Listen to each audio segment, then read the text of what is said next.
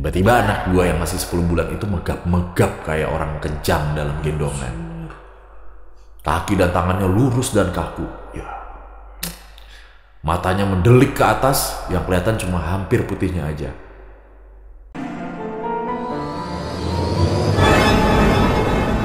Berjumpa lagi di podcast Malam Kliwon di episode di seri kedua lah, di sesi kali ini ya. Di video pertama tadi kita sudah ada satu cerita dari Jawa Tengah, kuntilanak penunggu Tower BTS. Betul. Dan di sesi kali ini kita masih disponsori oleh Warung Mamo. Warung Mamo dengan mie chili oilnya yang ada di Jakarta Selatan. Kalian bisa pesan atau datang langsung ke warungnya, search saja Warung Mamo di GoFood. Di GoFood. Kalau teman-teman juga mau kita support, boleh, silakan. Ya, silakan kirim. Ya, oke. Ya, monggo. Judul cerita kali ini cukup mind blowing. Biasanya judulnya tuh satu kalimat yang rapi, satu kalimat yang tertata. Tapi ini judulnya mudah-mudahan gue suka ngilu kalau kayak gini. Tidak tragis atau tidak menyedihkan lah ya. Cuman kita bacakan aja dengan judul Bayi 10 bulan kesambet dan badannya kaku. Gitu. Selamat malam, podcast Malam Kliwon. Salam kenal Bang Bimo dan Bang Danu. Perkenalkan, nama gue Arif. Gue adalah ayah dari dua anak laki-laki yang masih kecil-kecil. Yang sulung 6 tahun dan yang bungsu saat ini 1,5 tahun. Gue mau cerita kejadian mistis yang keluarga gue alami di bulan Mei sampai Juni 2023. Kisah ini gak gue buat-buat ataupun gue tambah-tambahin. Gue mulai ceritanya ya dari awal nih. Di tahun 2018 gue pindah dari kota, dibacain aja ya, kalau kota mah gak apa-apa menurut gue ya. Gue pindah dari kota Bekasi ke kota Tangerang Selatan, tepatnya di Kecamatan Pamulang, Provinsi Banten. Pamulang kecil. Ya kan, Pamulang City. Karena istri gue dapat tugas ngajar di salah satu kampus dekat situ. Universitas. Itulah. Yang satu-satunya kecamatan. Ada di situ lah pokoknya. Gue sendiri kerja di Jakarta, jadi gak ngaruh rumah dimanapun. Sama-sama jauh lah. Awalnya gue ngontrak rumah di Pamulang, lalu gak berapa lama salah satu tetangga di situ meninggal. Dan keluarganya memutuskan untuk pulang kampung dan menjual rumahnya. Akhirnya gue yang beli. Terus gue renovasi. Waktu gue nempatin rumah itu, anak gue baru 1. Dan di tahun 2022, lahir lagi yang kedua. Rumah itu terletak di depan kebun yang masih rimbun. Masih asri lah. Yang mana kalau jalan agak ke bawah lagi ada sungai kecil atau kali. Yang kadang ada biawak dan ularnya juga nih. Banyak yang meminta gue berpikir ulang buat beli rumah itu. Karena suasana malam masih gelap banget lah. Banyak suara-suara hewan nokturnal juga. Setahun 2 tahun keadaan aman-aman aja. Memang ada beberapa kali gangguan kecil kalau malam. Misalnya kamar mandi yang tiba-tiba berasa panas dan gerah banget. Atau air keran yang berubah hangat tengah malam. Padahal gue gak punya water heater. Atau lagi nih, pas lagi sendirian di rumah, suka ada bayangan lewat di depan kaca fiber pintu kamar mandi. Dan juga ada sekedar kedengaran suara baby walker anak gue didorong ke depan ke belakang di ruang tamu saat kami semua lagi tidur di satu kamar. Alhamdulillahnya yang mengalami itu cuma gue. Istri dan anak-anak gue enggak. Gue selama ini gak pernah ngelihat wujud lengkap juga. Semua kejadian itu gue anggap, ya udahlah, masing-masing aja, sama-sama makhluk Tuhan. Sampai akhirnya bulan Mei 2023, anak gue yang kedua dan baru mau 10 bulan itu mulai sering rewel seharian. Dan gelisah banget. Dia yang ngomongnya masih belum jelas baru matanya selalu ngeliatin ke arah pojok kamar, arah pintu kamar mandi, atau ke kaca jendela sambil nunjuk-nunjuk. Gue mencoba untuk nenangin anak gue sambil baca-baca doa. Gue juga minumin air putih yang udah dibacain Al-Fatihah buat dia. Istri gue agak panik, tapi gue berusaha tenangin terus. Malam hari semakin dia gak bisa tidur dan rewel banget. Nunjuk-nunjuknya tuh makin intens. pengennya diajak keluar kamar, balik kamar mandi, balik kamar lagi. Begitu terus sampai gue dan istri berpikir kayaknya emang lagi ada yang nemenin dalam tanda kutip.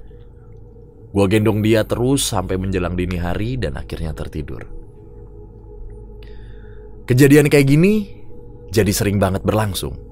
Gue gak tahu apa yang ganggu dia dan gak cari tahu juga. Gue percaya bahwa jin dan hal gaib itu memang ada. Tapi gue yang cukup santai cuma berusaha yakin bahwa doa-doa dan amal-amalan cukup buat menangkal. Bulan Juni 2023 istri gue dapat kabar bahwa ibunya di kampung di Tasikmalaya sakit keras. Dan keluarga meminta dia untuk pulang kampung. Gue antar istri dan anak yang paling kecil ke sana. Tapi gak bisa lama karena mesti kerja kan besoknya. Anak gue yang 6 tahun gue titip di rumah nyokap gue di Bekasi.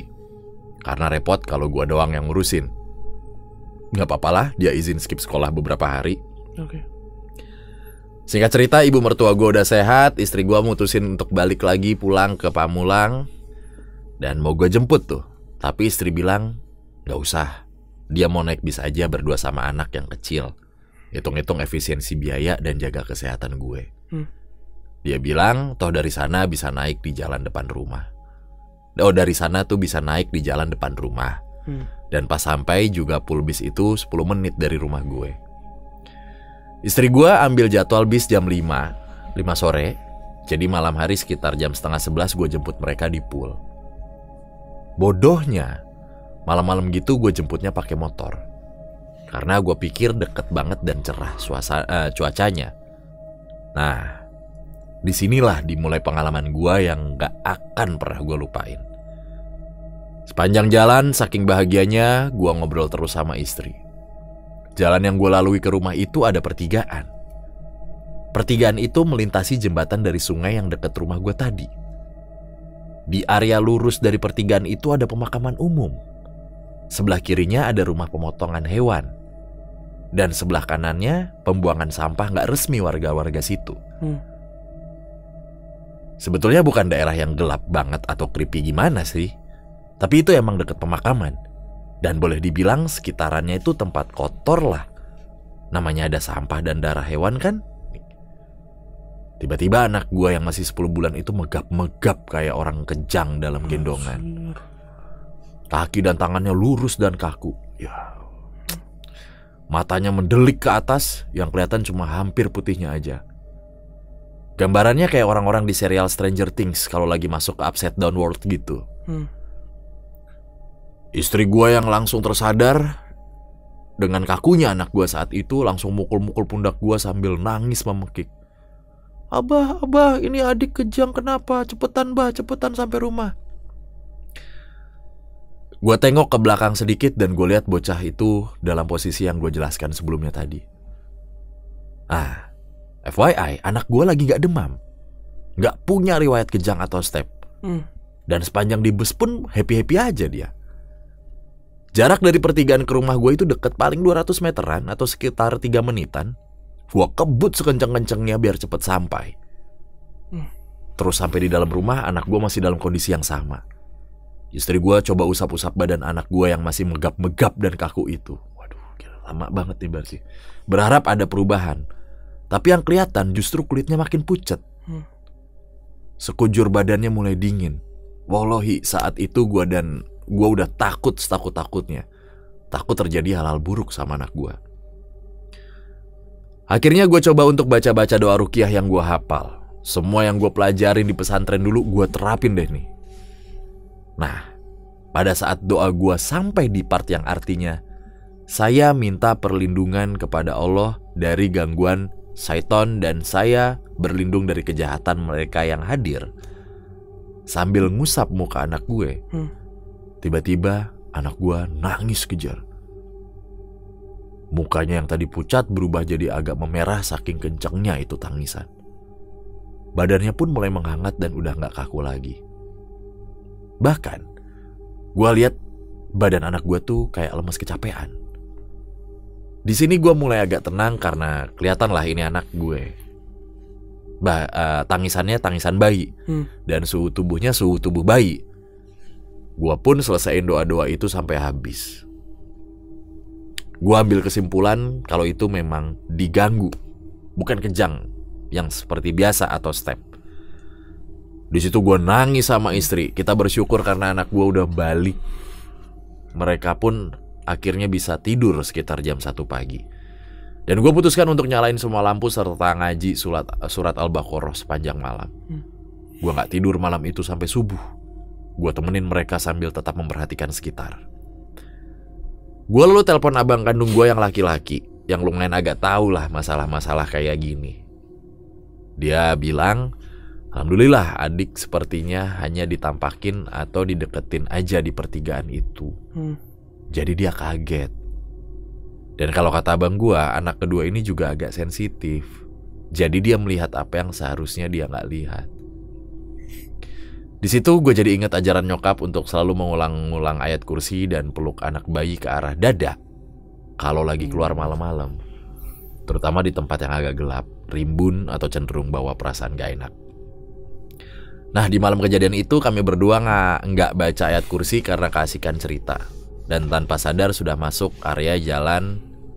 Wah, ini kalau dicerit, ini nggak usah. Dencil tahu ya. Dencil tahu. K3, Cil. Ya pokoknya Bentar nanti deh. Kalau ini kayaknya nggak bisa diceritain nih, nggak boleh nih. Intinya ada pertigaan lah. Yang ada pertigaannya itu tanpa penjagaan diri yang tadi nggak ada bacaan-bacaan. Surat. Sampai sekarang gue sendiri nggak pernah tahu apa atau siapa yang ngedeketin anak gue di pertigaan itu, ataupun semua kejadian aneh yang gue alami di rumah gue. Gue nggak ingin menggali lebih jauh. Cukup percaya bahwa kita hidup berdampingan. Gue selama ini cuma bisa merasakan aja dan alhamdulillah nggak pernah ditampakin. Semoga sampai kapanpun gue nggak pernah ditampakin. Amin. Demikian cerita dari gua, maaf kalau kepanjangan. Semoga dapat diambil pelajaran baik untuk selalu berdoa kapanpun dan dimanapun. Terima kasih Bang Bimo dan Bang Danu. Sehat-sehat selalu. Jakarta, 2 Februari 2024. Pilih siapa? Janggar. Tolol. Cerita dari Mas Arif. Waduh, ya Allah, kasihan banget ya. Gua lebih kasihan ini sih, maksudnya posisi anaknya yang udah kejang tadi tuh capek banget itu pasti. Ya Allah, anak sekecil itu kesambet di pertigaan. Tapi ada yang menarik 3 nih. menit lebih loh. Pasti Dencil juga menarik nih. Tadi tuh gue mau bacanya gini intonasinya kan, dia nanya nih ke kakaknya kan. Ya. Terus dikasih tahu sama kakaknya, alhamdulillah adik sepertinya hanya ditampakin atau dideketin aja di pertigaan itu. Nah, tadi gue mau bacanya intonasinya gini. Gimana? Alhamdulillah adik. Wah. Gimana adik? Bagaimana adik?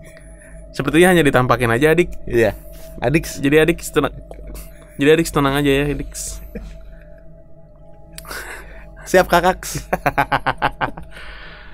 Iya nih, anak 10 bulan menunjukkan gejala kalau dia tuh benar-benar sensitif ya.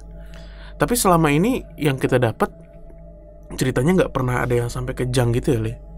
Paling nangis aja gitu outputnya. Rewel, tantrum gitu loh. Iya, ini chaos cuy. Tarafnya gitu ya. Tahapannya tuh udah anjir sampai mata lu berbalik gitu. Deng. Kasihan. Kejang sampai pucat. Astagfirullah. Soalnya udah kan kejadian kayak gini, efek setelah itunya tuh ke anaknya. Maksudnya efek klinisnya beneran efek duniawinya gitu.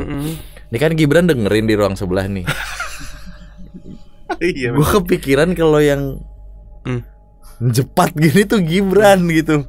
Masa harus gendong Gibran madep dada? Waduh gitu. bro. Kalau malam gue manggil goboks kalau gue bener. Pak, ini ada yang jepat pak di pertigaan. Mobil bapak apa? Manggil goboks buat ngangkut Gibran.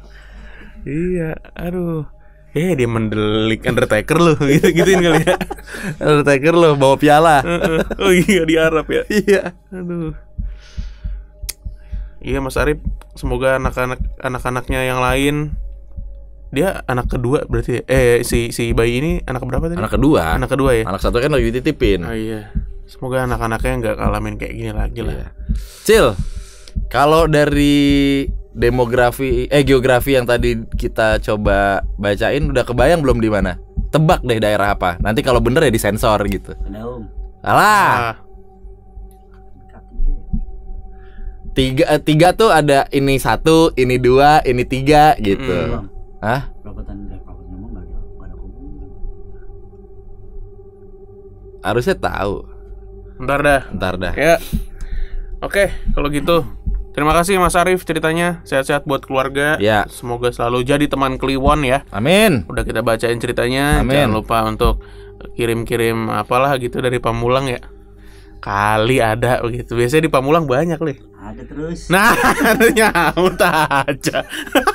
Ayam meren gitu kan orang Sunda. Iya, bener. Ya. Oke, kita ketemu lagi di video berikutnya minggu depan. Dadah.